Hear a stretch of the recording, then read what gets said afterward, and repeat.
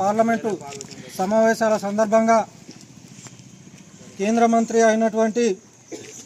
హోంమంత్రి అయినటువంటి అమిత్ షా గారు అంబేద్కర్ గారి గురించి అనుచిత వ్యాఖ్యలు చేయడం చాలా సిగ్గుచేటు. అమిత్ షా గారు పార్లమెంటుకు పోవడం, హోంమంత్రి కావడం కేవలం అంబేద్కర్ గారు పెట్టిన భిక్ష అని చెప్పాల్సిందే.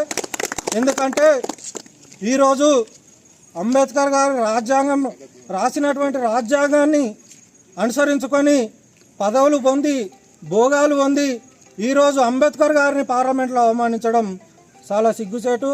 హోంమంత్రిని పార్లమెంటు సమావేశాల నుంచి బహిష్కరించాలి, హోంమంత్రి నుంచి కూడా సస్పెండ్ చేయాలని మోడీ గారిని మేము విజ్ఞప్తి చెప్తున్నాం.